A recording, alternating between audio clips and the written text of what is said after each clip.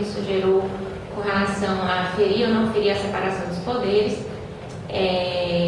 porque o que acontece? A grande dificuldade da democracia é exatamente conciliar esse direito da maioria de escolher, a democracia desse governo da maioria, que é pressuposto da democracia, e ao mesmo tempo o direito de minorias. O que aconteceu no Brasil? A gente tem um projeto de lei, desde 94, tem projeto de lei de parceria civil da Marta Suplicy tramitando no Congresso, e o Congresso não legislou sobre o tema. Não acredito eu, a despeito da argumentação que eu li recentemente do professor Lênin Streck, dizendo que o Congresso tem que ter tempo para acompanhar as mudanças sociais. Não acredito eu que foi por falta de tempo, porque eu acho que de 94 para cá já deu tempo o Congresso legislar. Acho que foi, na verdade, por uma decisão de maioria. A maioria continua sendo preconceituosa. E isso é uma realidade triste e que a gente constata a partir de dados estatísticos. Basta dizer que o Brasil é campeão mundial de crimes homofóbicos. Uma recente pesquisa da Fundação Perseu Abramo chegou à conclusão que 25% dos brasileiros entrevistados se diziam preconceituosos com relação à orientação sexual. Isso os que admitem ser preconceituosos. Mas aí quando eles fizeram uma frase e perguntaram se as pessoas concordavam ou discordavam dessa frase. A frase era o seguinte: Deus fez o homem e a mulher com sexos diferentes para que cumpram o seu papel e tenham filhos. Quanto a concordar ou discordar dessa frase, 84% dos entrevistados concordaram com a frase. Então, não são só 25% que são preconceituosos.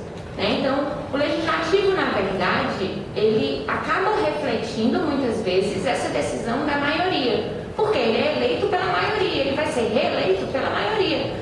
E é papel do Supremo, sim, defender a minoria, porque senão a Constituição vira só uma carta de intenções, porque senão eu tenho um princípio constitucional que garante a igualdade, que garante a dignidade, que garante a liberdade, mas eu preciso de uma regra que torne esses princípios auto-aplicáveis. E o parágrafo 1º do artigo 5º, a gente esquece que os princípios constitucionais são auto-aplicáveis, têm aplicabilidade imediata. Eu posso até defender que direito social não tem aplicabilidade imediata porque precisa de uma prestação do Estado, mas direito individual, direito à igualdade, direito à liberdade, direito à dignidade, não tem nada que o Estado justifique para deixar de conceder esses direitos aos homossexuais. Então, na verdade, no meu modo de ver, o Supremo, ele garantiu a efetivação dos princípios constitucionais. Ele garantiu que os princípios constitucionais têm força normativa e garantiu o direito de minorias, que não foi garantido pelo Legislativo, na minha opinião, não porque não deu tempo ao Legislativo acompanhar essas mudanças sociais, mas porque o Legislativo tem decidido de acordo com a maioria. Essa decisão do Supremo, ela ainda não é uma garantia do direito à igualdade, né? Como a professora Aida estava falando antes. A gente tem também na nossa Constituição o direito à igualdade formal, e aqui o que se defende, a igualdade formal não é a igualdade material. Igualdade formal é tratar todo mundo que é igual, da mesma forma. Aplicar a lei na mesma medida para todas as pessoas, a não ser que haja um critério de desigualação que justifique o tratamento desigual, que não é o nosso caso, quando a gente trata de orientação sexual. Eu tenho pessoas homossexuais e heterossexuais que são diferentes, como homens e mulheres são diferentes. Mas se o motivo da lei não for o que justifica esse tratamento desigual, eu tenho que tratar todo mundo igual. Então é possível tratar homens e mulheres diferentes, por exemplo, no concurso da Polícia Federal, teste físico, porque fisicamente nós somos diferentes. Mas com relação à possibilidade de constituir família, homens e mulheres são iguais, homossexuais e heterossexuais são iguais. Tem a mesma possibilidade de se comprometer, a mesma possibilidade de amar, a mesma possibilidade de dividir a vida, de partilhar objetivos comuns. Então eles merecem ser tratados com igualdade, porque não há um critério justificador nem para o judiciário, nem para o legislativo, que permita um tratamento desigual da lei e que esse tratamento seja condizente com o princípio da igualdade previsto na Constituição. Da mesma forma, o direito à liberdade. Então, o direito à liberdade é estabelecido que Nós temos liberdade e o legislador pode restringir essa nossa liberdade se tiver um motivo baseado num direito coletivo, num direito de terceiro que justifica essa restrição. Se eu não tenho um direito coletivo, um direito de terceiro que justifique a restrição à possibilidade de formar família de pessoas homossexuais, não tem justificativa para que eu restrinja esse direito a essas pessoas e conceda a elas menos direitos do que a heterossexuais de formar famílias. Entendo eu que a decisão do Supremo atingiu em parte esse direito à igualdade, em parte esse direito à liberdade. Mas esse direito só vai ser efetivamente garantido quando for dado a homossexuais e heterossexuais o direito de formalizar ou não suas relações.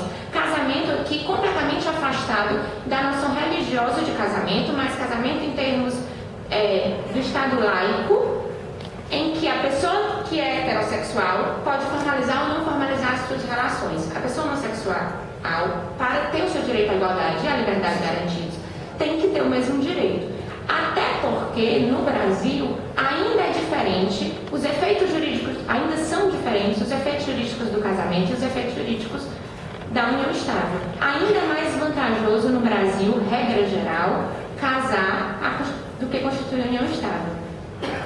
Por exemplo, em termos sucessórios, na maioria das situações, com algumas pouquíssimas exceções, na maioria das situações é mais vantajoso você casar do que você constituir união estável. Então, ainda não se atingiu o direito à igualdade com a decisão do Supremo.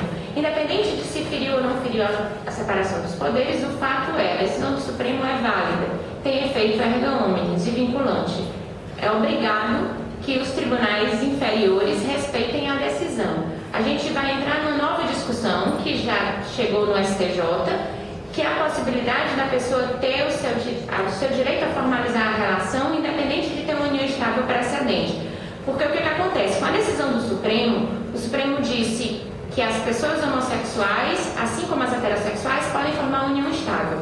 Isso significa garantir a essas pessoas todos os direitos decorrentes da união estável, inclusive o direito de converter a união estável em casamento.